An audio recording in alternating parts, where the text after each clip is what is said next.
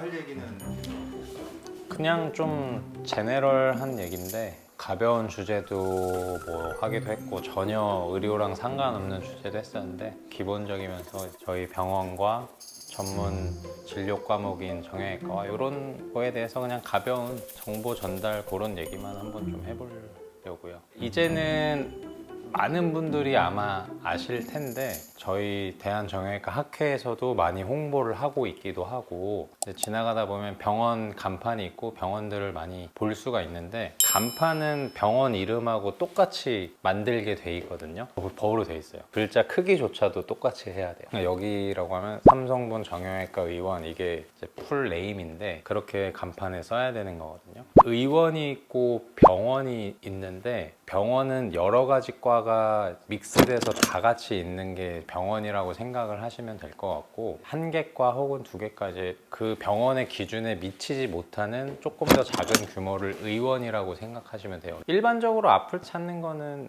개인 병원은 다 의원급이라고 알고 있으면 될 것 같고요. 무슨 정형외과 의원 이렇게 써 있으면 아 저기는 적어도 정형외과 전문의가 진료를 하는구나 이렇게 알 수가 있어요. 대표원장이 될 수도 있고 아니면 뭐 근무하는 부원장이 될 수도 있고 고정적으로 있어야 그 이름을 쓸 수가 있거든요. 예를 들면 그런 과 이름이 안 써 있다. 무슨 의원 이렇게만 써져 있다고 하면 어떤 과 전문의가 진료하는지는 알 수가 없는 건데 근데 거의 대부분 정형외과 전문의들은 뭐 정형외과라고 많이 쓰고 전문 과목이 이제 안 써 있는 의원들은 그런 내용을 이제 안 쓰죠. 정형외과 전문의가 아닌 경우가 거의 대부분이죠. 그런 경우에는 가끔 이제 환자분들이 정형외과라고 해서 엑스레이 봤는데 안 부러졌다고 했다, 괜찮다고 했다. 오면 이제 부러져 있는 경우도 있고 간혹 들어보면 잘 안 쓰는 용어들이 좀 환자들한테 설명을 하시는지 그런 경우가 조금 있어요. 근골격계 진료를 보는 다른 과에서는 그런 판단이 조금은 수술하던 과에 수련을 받은 게 아니니까 이제 잘 모를 수 있거나 그럴 수 있죠.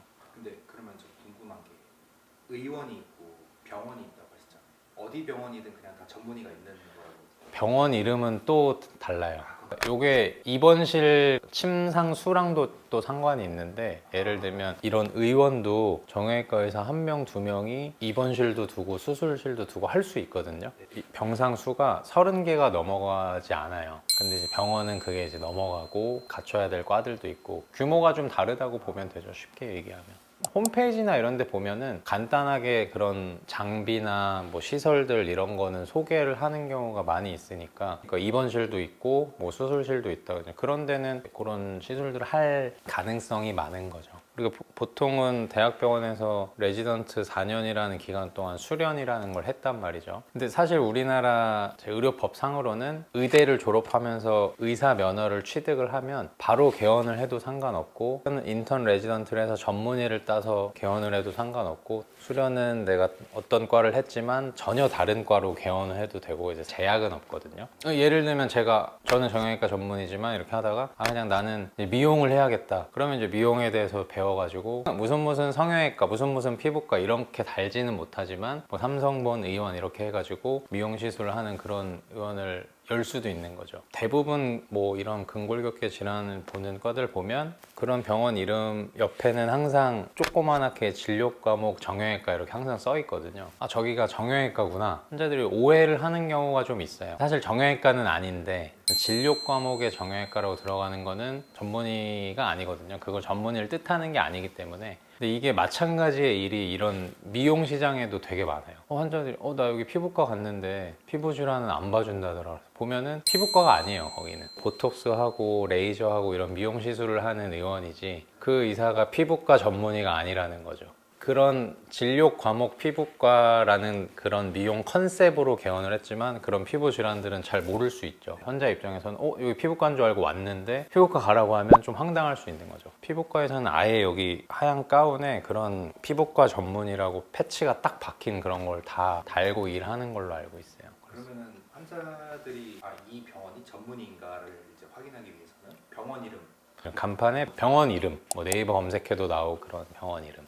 이상하게 우리나라의 의사들은 레지던트 하는 거를 굉장히 옛날부터 막 당연시해서 사실 거의 대부분 전문의가 많고 외국만 해도 다 이렇게 전문의를 따지 않아요. 우리나라처럼 이렇게 전문의를 많이 따는 데가 드물 정도로.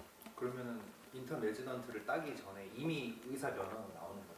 의사 면허는 나오고 의사로서의 할 수 있는 시술들은 다 할 면허는 있는 거예요. 운전면허 따는 거랑 똑같아요. 일단은 뭐 다치거나 했다고 하면 한번 정형외과를 찾아서 정형외과 전문의한테 진료를 보시는 게 어떤지, 그 다음에 이거는 수술할 게 아니다, 이건 깁스를 몇 주 정도는 해야 된다, 이런 걸 조금 판단을 받고 이도 저도 아니고 그냥 아픈 거라서 그냥 통증 치료만 하면 되는 거면 그 다음에는 뭐 저도 진료 보고 나서 뭐 한의원 가서 침 맞아도 돼요, 좀 부러진 거 아니고 다 확인했는데 뭐 그런 게 없으면은 마음대로 하셔도 된다고 그렇게 얘기를 하는 편인데, 근데 그걸 안 하고 다쳤는데 사진도 안 찍어보고 부러졌는지 아닌지도 모른 채로 뭐 딴 데서 치료받다가 왔는데 나중에 부러져 있는데요, 뭐 이런 경우도 있거든요. 다쳤으면은 이제 정형외과 전문의 진료를 보고 좀 결정을 하시면 좋을 것 같아요. 스테로이드 얘기를 잠깐 할까? 보통은 병원마다 그 주사액 종류가 좀 다르거든요. 그래서 보통은 병원에서 주사를 쓸 때 스테로이드가 믹스가 되는 경우가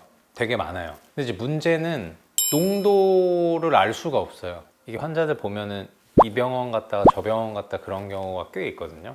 그러면 그때부터는 이제 꼬여서 알 수가 없어요.